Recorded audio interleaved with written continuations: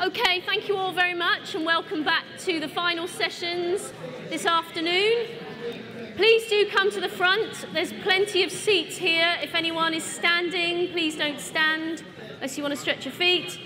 Okay, we're going to make a start. I would really appreciate it if people could come down to the front and sit down for the last session of today. Okay, so thank you all very much. Lots of buzziness, and I think the workshops this afternoon have really helped us think about some of the areas that are quite challenging and what we may want to do differently. So I'm really pleased that you've been able to have that conversation and to network, and let's hear more about those workshops as we go through the next day and this evening. It is my real pleasure to invite Noel Williams back to the stage. You won't have forgotten Noel, I hope. Noel will be leading this session, and he's going to interview 3 young people who work for Peer Power. So Peer Power are a social justice charity that's rooted in the promotion of empathy, and their work supports the most vulnerable children and young people in society and the agencies that work with them to aid recovery and transform the lives of children. So I'll pass over to Noel. Thank you. Thank you very much for everybody coming back from your breakouts. Hopefully you're having a fantastic conference as it goes. We're going to start off with Junior to my right, then we're going to go on to Ricky, and then we're going to go on to Kezia.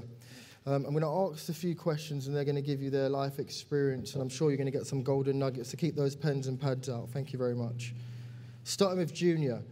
Junior, can you just tell everybody, what made you turn your back on the criminal justice system? Okay, so I'll start by introducing myself, a bit of who I am, why I'm here. So I was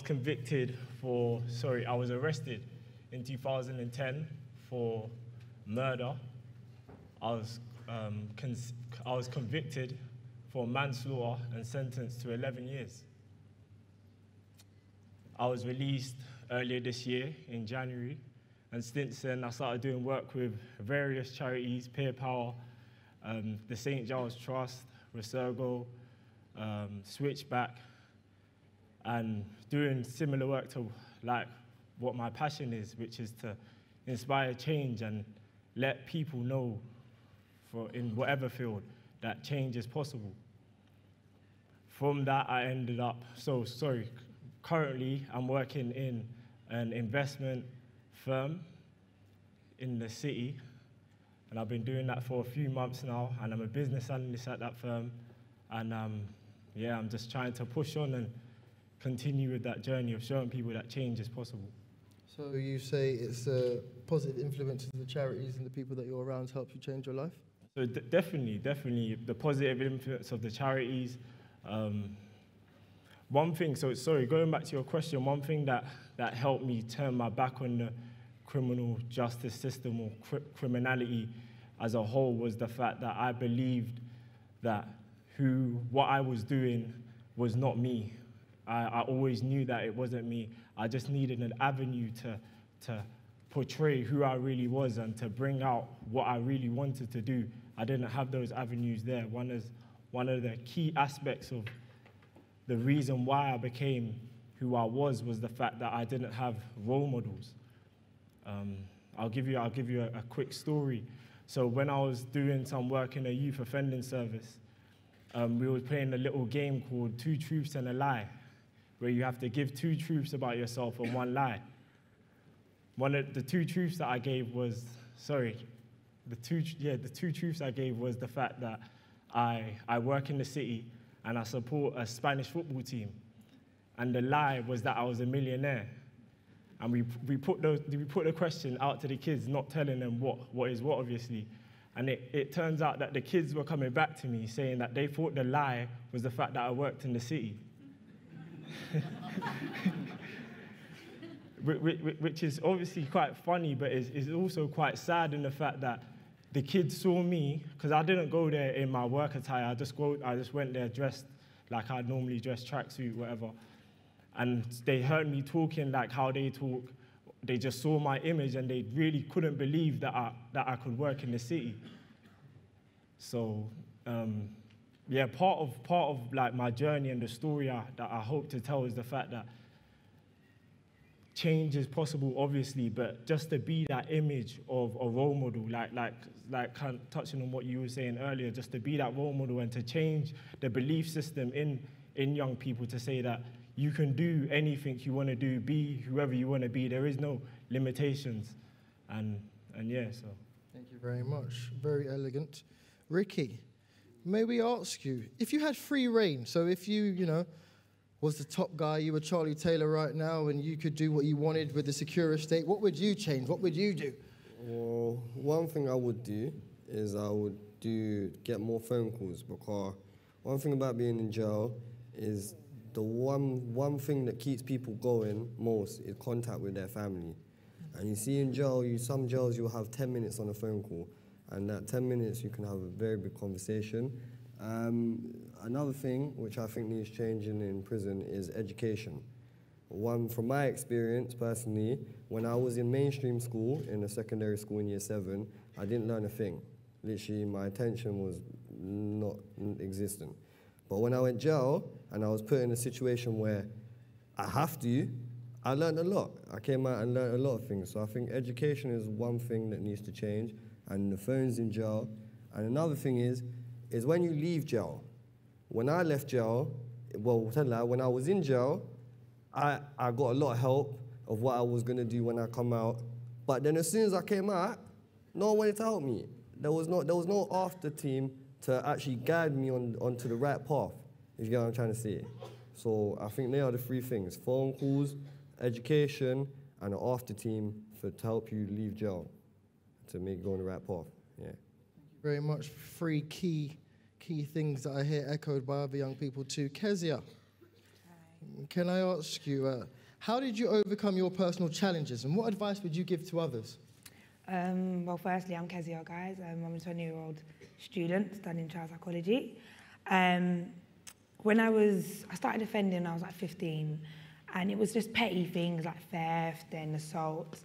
But it was, at the time, it was fun, it was a thrill. Like, I didn't care what I was doing, I didn't care about offending, till I was sentenced to a DTO, which is a detention something order. Training order. And detention training order. And when I entered prison, it was the most difficult thing ever, especially as a female. So it was difficult with my attitude, and just certain things in prison was difficult. So I had the mindset that when I come out, I don't want to come back here. I don't want to have to battle with other prisoners or just battle with guards and stuff. So when I came out, I had a lot of people supporting me. My youth offending team were amazing. I will always say it. They were amazing. They're even here in the crowd. So shout out Wandsworth Youth Offending Team. They were supportive, and they helped me notice that I'm not a bad person. So I started doing a lot of training courses, and I just feel like the challenges that I faced were, and I wasn't heard enough. And as a female, it's like you're not allowed to offend, but it was never really about why you was offending. It was really about because I'm a female and I'm offending. They never looked deeply into why I did the things I did. And I feel like that kind of gave me a head start of what I want to do next and what I can do to help other females that get stuck in the criminal system sort of thing. So, yeah. You've kind of touched on it there, but I'm going to just throw it straight back at you because, you did it like that. Can you describe to us what it's like for a female within the criminal justice system? As you've just alluded to, you've said a little bit that, sometimes you feel you're misunderstood, but is there anything else you'd say? Definitely. Firstly, when you get arrested, the police look at you like a female, it's like disgust. And you get some officers that are understanding and stuff, but being a female, it's like you're not allowed to do nothing bad, which is frustrating because we have emotions, we have feelings, we go through things, and it's like, as a female, you're meant to have this hard face, you're meant to be prepared, you're meant to be trained, you're meant to know what to do, and some people don't have that. Like, my parents are African. The way they bring you up in Africa is different here, so I had difficulties with certain issues that I couldn't speak to them about, which made me offend, and it's like, being a female, you don't get that support when you speak, even with they were supportive as it was females that I worked with.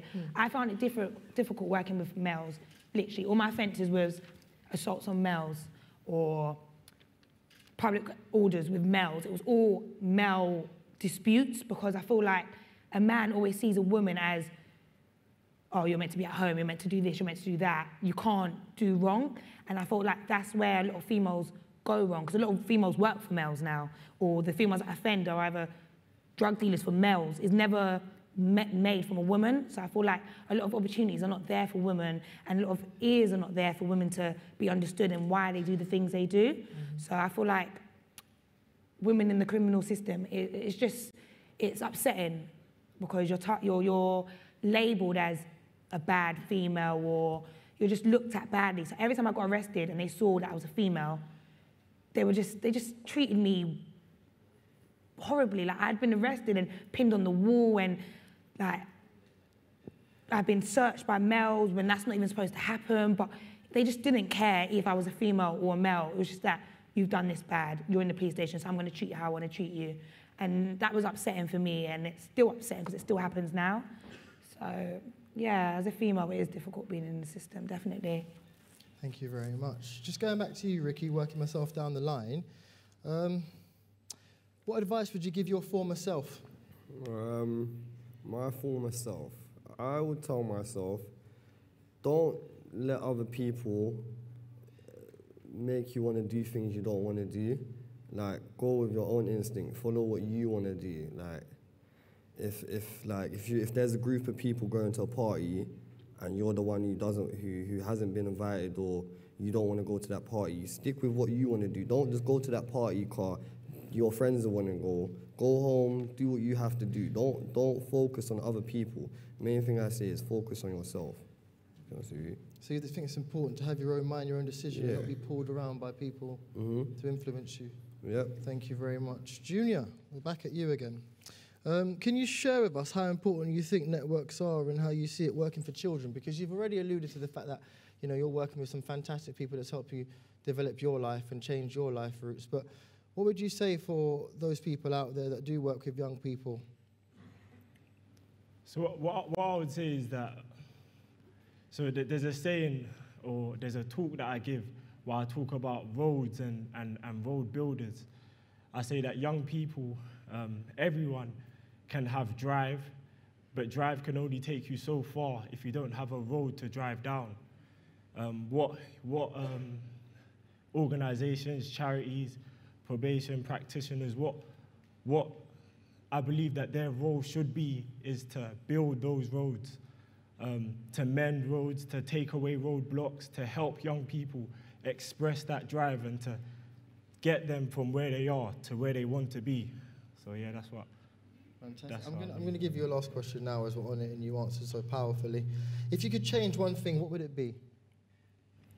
So I was thinking about this. I think there should be, I believe that there should be a more holistic approach in terms of everyone in the community, in the country involved to actually fix the problems that we've been discussing. So I believe that there should be a corporate approach, an approach by the government and charities, non-for-profits, and there should be an approach for each individual. I think from a corporate perspective, there should be organizations in the private sector encouraging their workers and their employees to go out and meet young people, to be role models. I don't think that when I was growing up, I didn't have people come in to speak to me that I could relate to or that I could respect. And I don't believe it has to be a story. Like, you don't have to be someone who's been through the criminal justice system. You could just be a bricklayer, a builder, a doctor that's going to meet a young person and tell them, this is the steps that I took to get here. This is what I did to get to where I am. And to actually just engage them, give them someone to look at that they can see themselves in. So that's from a corporate perspective. From a government perspective, I believe that there should continue to be avenues like this where young people and corporates and people from professionals can meet and relate. And from an individual perspective, I just believe that people should feel that they should take responsibility for this, for them to not just sit back or or to go to work 9 to 5 and do their job and do their bit for their family. They should see it as a community thing and see themselves as part of the solution.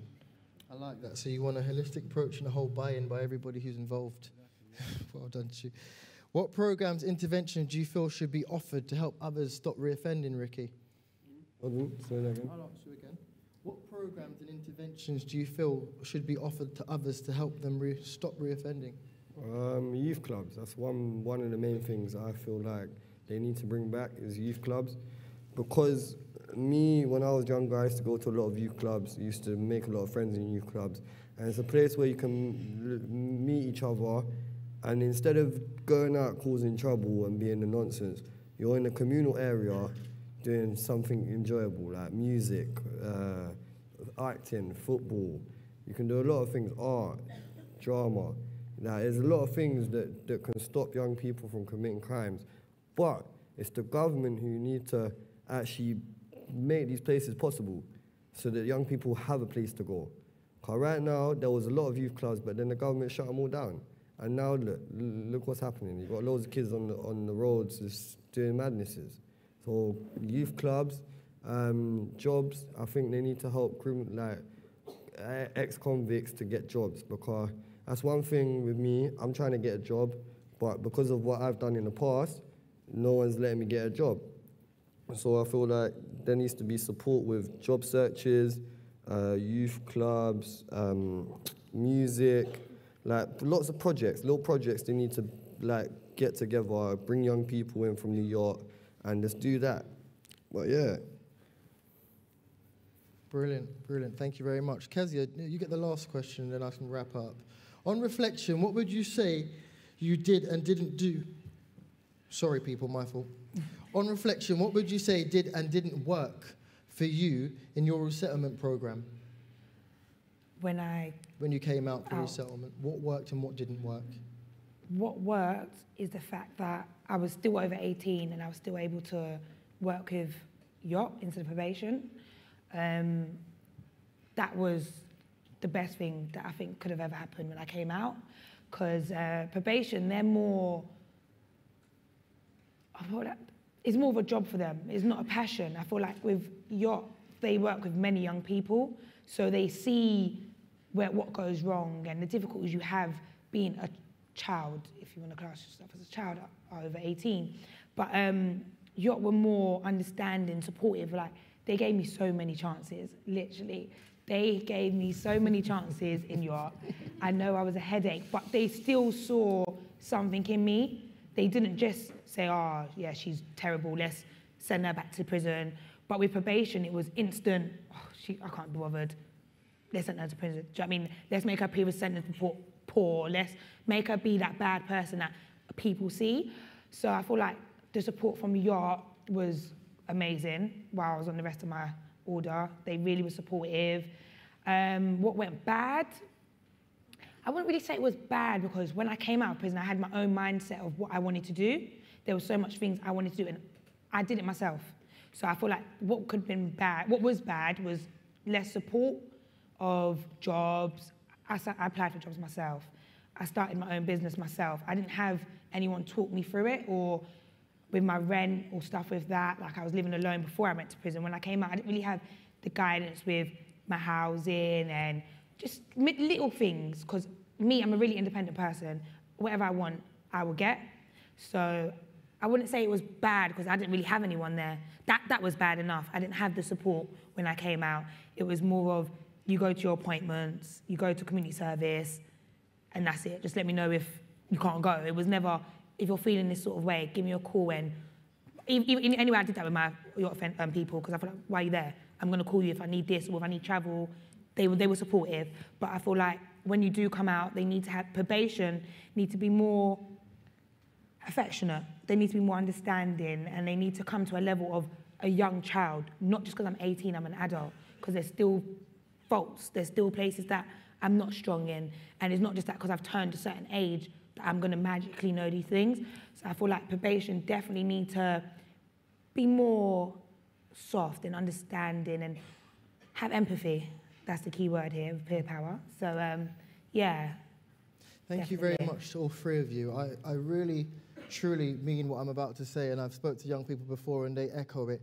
We want to thank Charlie Taylor and everybody at the Youth Justice Board, because youth participation, just hearing these people speak, means absolutely everything.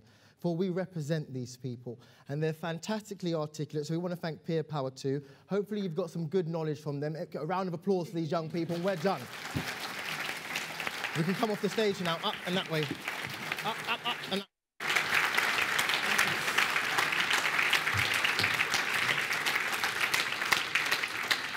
Thank you, guys. Huge pride, I think, in terms of what you three have achieved. So well done, and big deal to come up on the stage. So thank you very much for doing that.